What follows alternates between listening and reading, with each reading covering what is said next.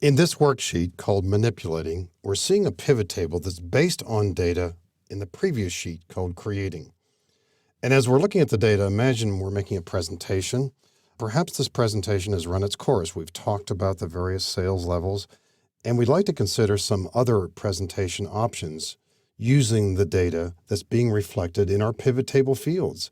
We might want to see a breakout here by which customers are buying which product. Maybe we don't want to see salesperson here. So a few options. We can drag the word salesperson out of this panel. Perhaps more directly, simply uncheck the box for salesperson. Our pivot table momentarily has a completely different look, but we want to see the word customer in the rows area.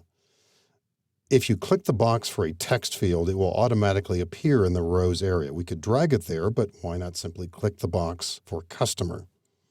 And now we see an alphabetized list of our customers. We're still seeing the same total as before, but now we're seeing a different layout of the data. We have this quick ability to redisplay information.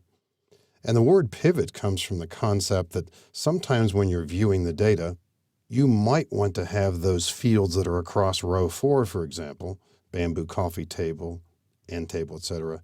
You might want to have those appear down the left-hand side and have the customer names currently in column A appear in row 4. So the word pivot implies we're pivoting this data from the upper left-hand corner. Now this doesn't reflect a single action. It simply means changing the positions of those two fields.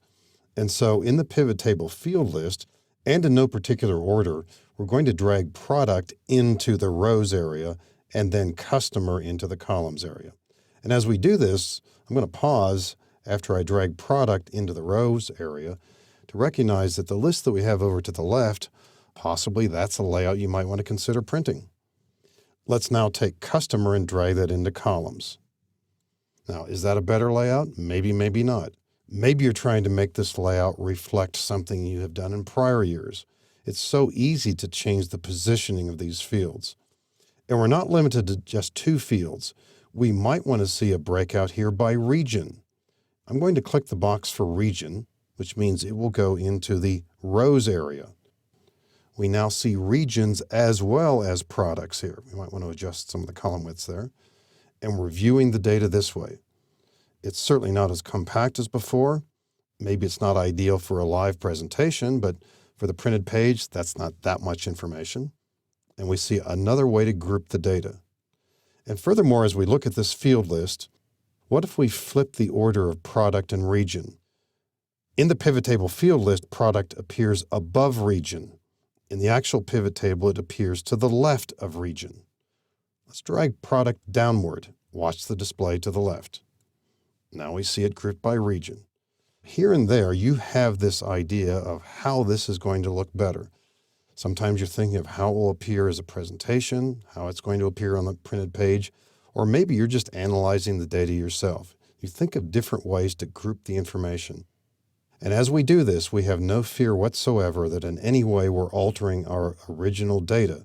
A pivot table is distinct and separate from that source data.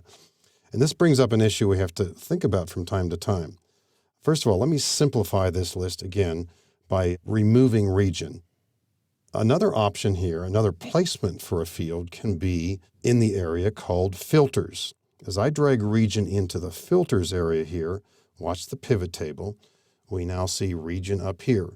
And possibly we might want to see different regions. We can click the drop arrow and use this like a filter.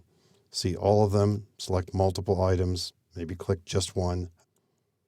We're just looking at Southeast data now. Sometimes you put a field in the filters area simply to move it away momentarily. You'll get back to it later. What if we make a change to the original data? The source data here is in the sheet called Creating. Our total here is 7997. Imagine a little scenario here. We're going back to the original data. It turns out that one of the entries here was incorrect. Harold Vaughn actually sold 12 of these items. We're going to change this to a 12. Before we do, let's go back to the manipulating sheet and remind ourselves of a couple things. The grand total is 7997. If we're going to increase the items by 3, this is going to jump to 8,000. Let's say we're not so much concerned with the salesperson, but it's the item, Captain Recliner. Back to the pivot table again. Captain Recliner. We've got 1,403 of those. So let's add 3 to the list. We'll change this 9 to be a 12. We press enter. We go over to the pivot table on the next sheet. And what has happened? Nothing. This is still 7997. This is still 1403. And that might come as a surprise. When you work with Excel, you learn very early that formulas react to changes in cells. Charts react to changes in the source data. But in pivot tables, you have to refresh the pivot tables to make them be up to date. So clicking within the pivot table and using a keystroke shortcut, Alt F5, or going to the Analyze button, choose Refresh. And now the data is refreshed. The 1403 is now 1406. Our total is now 8,000. And you constantly have to be aware of that idea as you work with pivot table data. Making changes to your source data does not change the pivot table. You have to make changes yourself by refreshing it.